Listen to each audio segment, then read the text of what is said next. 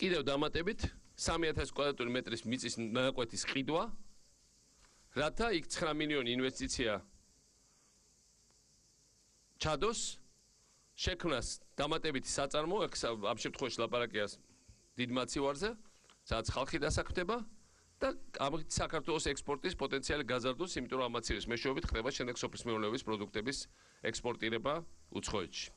ერთ სიტყვით აქ მიმულია ერთმანეთს ინვესტიცია, დასაქმება, ექსპორტირება, ფოთის თავისუფალ ეკონომიკის ზონის გარშემო განვითარება და ეს არ არის ზონის შიგნით, ესე გადაცხადებს იხდის, ესე იგი ბიუჯეტის შევსება და ასე შემდეგ. ეს წერილი არის მიწერილი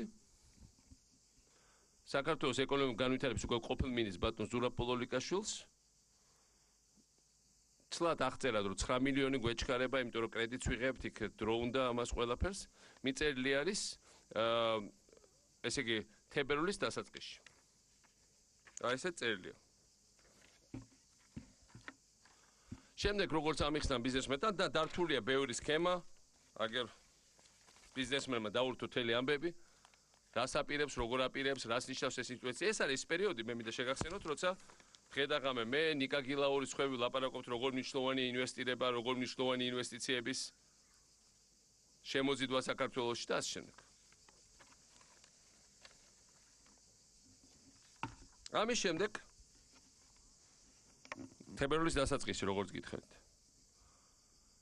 ამის შემდეგ, ესე იგი მარტის მეორე ნახევარში 2 თვის თავზე და ეს მიუვიდა მარტის ბოლოს გამგზავს, ესე იგი ბოდიში მარტის არ აპრილის ბოლოს. ესე იგი თებერვალი, მარტი, აპრილი 3 თვის თავზე თითქმის მოძდის უკან წერილი ამ ინვესტიციის შემთავაზებელს. და წაგიკითხავთ ამ წერილს. თქვენი 2010 წლის თებერვლის ნომერ 377/6 წერილის პასუხად. გაცნობებთ, რომ ადგილობრივი თვითმმართველობის შესახებ საქართველოს ორგანული კანონის 57 მუხტლის აქვე პუნქტის თანახმად თვითმმართველი ერთეულის საკუთრებაშია თვითმმართველობა ერთეულის ტერიტორიაზე არსებული არასასოფლო სამეურნეო დანიშნულების მიწა.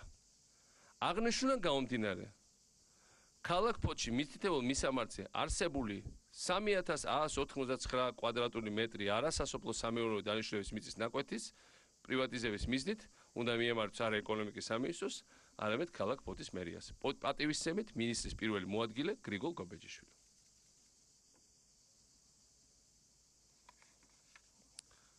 ეს გრიგოლ გობეჯიშვილი ალბათ კარგ ბიჭად ითვლება თავის სამეგობროში, ხო? კარგი სმელია, კარგი მჭმელია. ალბათ ქელეხებზე დადის, ქორწილებზე დადის, ბავშვებს ნათლავს. კარგი ბიჭია, ძმაკაცებს ალბათ ხელს უმართავს, ხო? მაგრამ საქართველოს არ უყვარს და არ უყვარს ნამდვილად.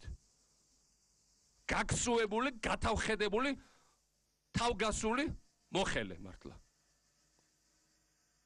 აი ვინ არის თავარი პრობლემა საქართველოში? არა უცხოური აგრესია და არა გრიგოლ გობეჯიშვილის თანა გაგსუებული მოხელებია დღეს ჩვენი თავარი პრობლემა და თავარი მიზანი მიზეზი რომ ჩვენი ხალხი კიდევ არის გაჭირობაში რომ ინვესტიციები ისე არ შემოდის როგორც უნდა შემოდიოდეს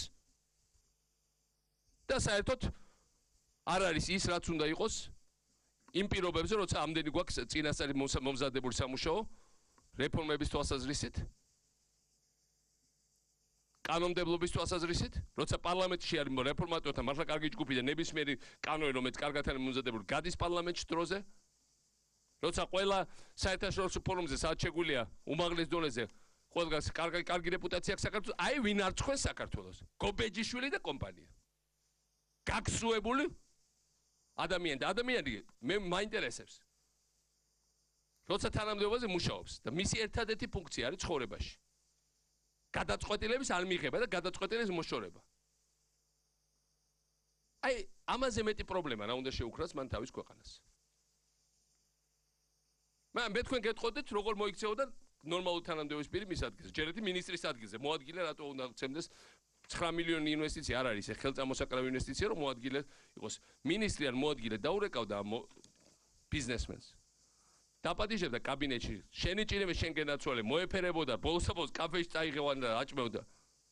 და მე დღე გამოშვებით დაურეკავდა ეთყოდა, აბა მოდიხარ თუ არა, დებ თუ არა, ფოთის მინდა, იმიტომ რომ ესენი მერის ფოთის გამგეობაში წავიდნენ, ფოთის გამგეობა იქაც მერი გამოიცვალა მერიამ უთხრა, ეხა არ გვცალია გენაცვალე 2 თვეში გამოგვიარე არჩევნები გვაქვს.